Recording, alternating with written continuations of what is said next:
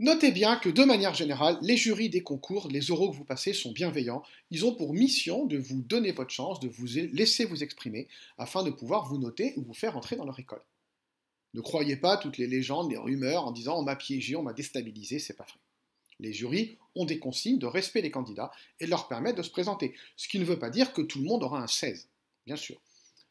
On va vous poser des questions que vous considérez comme des questions pièges ou déstabilisantes. Il ne s'agit pas de piéger ou de déstabiliser. Question par exemple, si vous étiez un animal, si vous étiez un végétal, quelle personnalité historique aimeriez-vous rencontrer? Avec quelle personnalité ou deux personnalités aimeriez-vous partir en vacances? Ou liberté, égalité, fraternité, lequel des trois est pour vous le plus important? Des questions qui peuvent vous paraître un peu idiotes, mais en réalité, que recherchent les jurys? D'abord, un peu de spontanéité, parce que vous aurez bien préparé les différentes parties de l'entretien dont je vous parle dans une autre vidéo. Savoir un peu comment vous réagissez, tester un peu votre créativité, ou tout simplement, ça arrive, moi je suis jury dans plusieurs écoles, en prépa et en admission sur titre, il peut arriver qu'en fin d'entretien, on ait un petit blanc, qu'on ait un peu envie de changer de sujet. On va poser une question de ce type pour un peu passer à autre chose. Mais en aucun cas, on ne cherche à vous piéger. En aucun cas, on ne cherche à vous déstabiliser. On cherche plutôt à monter votre note. Cette candidate est une bonne candidate. Voyons si c'est une très bonne candidate. Un candidat ou une candidate qui serait en difficulté pendant l'entretien, on ne va pas trop lui poser des questions comme ça. On ne va pas être trop dur là où on sent que ça ne va pas. A l'inverse, si on ne vous en pose pas, ne croyez pas que ça se passe mal, c'est que beaucoup de jurys ne posent pas de questions de ce type. D'accord? Par ailleurs, il n'y a pas de mauvaise réponse. C'est des questions sur lesquelles vous avez toujours la bonne réponse. Si vous étiez un animal, vous répondez que vous voyez bien en libellule ou en guépard.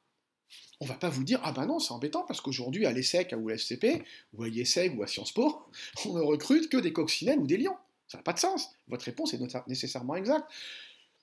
Quelles seraient les deux personnalités par lesquelles vous aimeriez remplacer vos parents pendant une semaine? Ben, vous remplacez par qui vous voulez.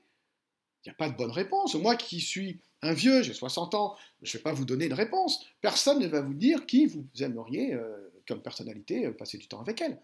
Vous comprenez bien. Et il n'y a pas nécessairement de stratégie. Moi, j'insiste sur le fait que l'entretien n'est pas une science exacte. Et j'ai lu parfois dans des prépas, on vous dit oui, mettez des trucs sérieux, des hommes politiques, des chefs d'entreprise. Non, pas nécessairement. En début d'entretien, peut-être, à la fin de l'entretien, ce n'est pas nécessaire.